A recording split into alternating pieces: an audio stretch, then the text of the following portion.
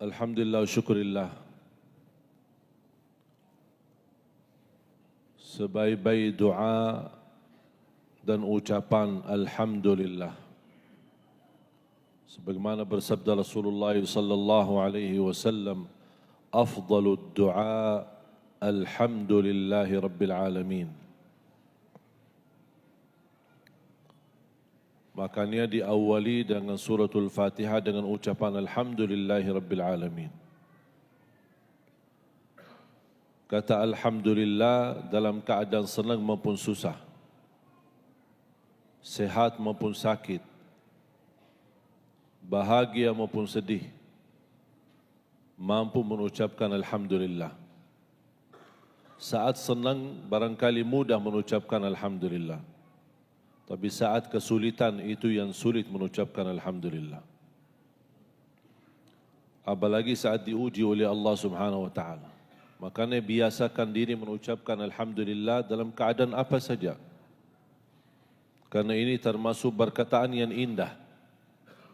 Bahkan ucapan Alhamdulillahi Rabbil Alamin mewakili semua pujian-pujian, perkataan-perkataan yang terindah yang barangkali kita tidak mampu ungkapkannya kepada Allah.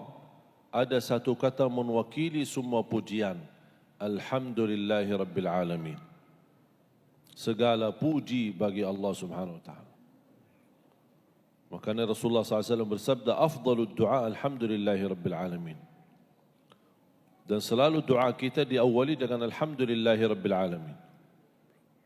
Karena doa ada dua macam. Sebagaimana di suratul Fatihah. Doa ibadah. Yang kedua doa masalah. Doa ibadah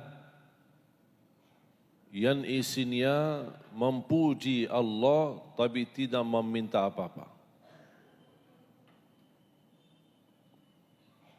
Doa ibadah memuji Allah tapi tidak memohon sesuatu. Isinya hanya pujian. Boleh memuji Allah dengan Asmaul Husna, menyebutkan keagungan dan kemuliaan Allah. Ya Allah, Ya Maha Rahman, Ya Rahim, Ya Hayyu, Ya Qayyum. Segala kenikmatan yang kami miliki itu milik-Mu ya Allah.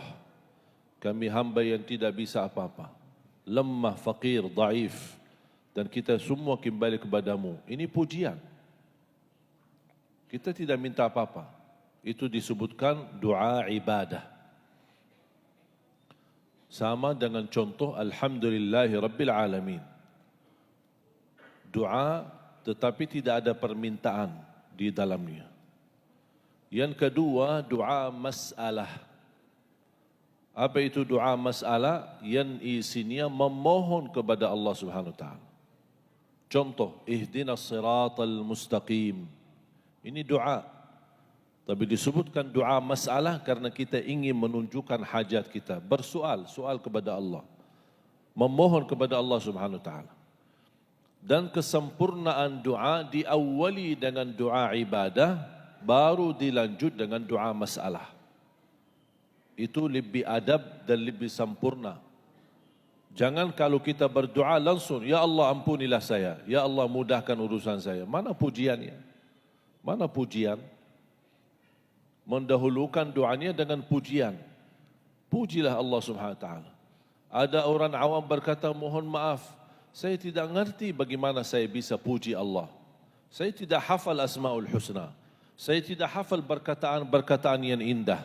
Saya tidak hafal perkataan yang agung yang layak kita ucapkan kepada Allah Subhanahu wa taala. Apakah ada kata yang bisa mencukupi semua pujian? Ada. Alhamdulillahi Rabbil Alamin. Sudah satu kata. Boleh diulangi berkali-kali. Dengan kita menunjukkan perasaan sebagai orang awam yang tidak mengerti bahasa yang sempurna saat kita berdoa. Alhamdulillahi Rabbil Alamin. Alhamdulillahi Rabbil Alamin. Alhamdulillahi Rabbil Alamin. Alhamdulillahi Rabbil Alamin. Baru kita masuk kepada doa masalah. Memohon.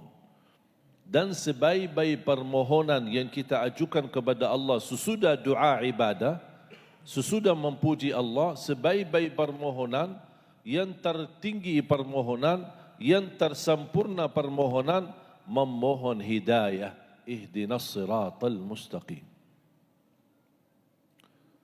Sebelum memohon ampunan, sebelum memohon rezeki, sebelum memohon karunia keturunan, sebelum memohon anak salih salihah, sebelum memohon hafal Quran, sebelum memohon bisa berangkat haji dan umrah, sebelum meminta apa-apa, pertama yang diminta, ihdinas siratal mustaqim. Minta petunjuk pada jalan yang lurus. Karena makna daripada ihdinas siratal mustaqim bukan hanya dalam hal agama, tapi kita minta petunjuk sama Allah kepada jalan yang lurus dalam segala hal. Jalan yang lurus dalam mencari nafkah dan rezeki. Jalan yang lurus dalam mengurusi keluarga. Jalan yang lurus dalam mendidik anak. Jalan yang lurus mendapat rezeki yang halal. Jalan yang lurus menuntut ilmu. Jalan yang lurus dalam beribadah. Jalan yang lurus dalam istiqamah. Jalan yang lurus ikhlas. Jalan yang lurus. Jadi semua urusan dunia akhirat termasuk di bawah kata ihdinas siratal mustaqim. Artinya apa? Kita minta yang terbaik, yang tersempurna dan yang terlurus dari Allah Subhanahu wa taala. Para nabi saja meminta hidayah sama Allah. Apalagi kita. Para salihin awliya meminta hidayah sama Allah. Apalagi kita. Makanya suratul Fatihah ini 17 kali minimal kita baca dalam salat fardu, dan setiap kali itu kita minta ihdinas siratal mustaqim. Saat kita baca suratul Fatihah dan melawal atau membaca ayat ini, ihdinas siratal mustaqim, hidupkan hati ini merasakan hajatmu agar Allah kabulkan. Pasti masing-masing ada hajat. Ihdinas siratal mustaqim. Biar hati yang mengungkapkan hajatnya, minta sesuatu ya Allah. Berilah yang terbaik ya Allah melalui ihdinas siratal mustaqim. Bahkan suratul Fatihah ini bukan hanya dipakai untuk salat, bahkan bisa dipakai sebagai doa kita. Karena memang doa dari awal sampai akhir doa. Bagi orang awam yang tidak bisa berdoa, ada enggak ayat-ayat atau sesuatu yang mewakili doa kita? Ada suratul Fatihah mewakili doa kita. Orang awam tak ngerti. Saya lagi sakit, tapi saya tidak mengerti doa. Boleh enggak saya baca Al-Fatihah untuk saya sembuh? Boleh baca Al-Fatihah untuk kesembuhan.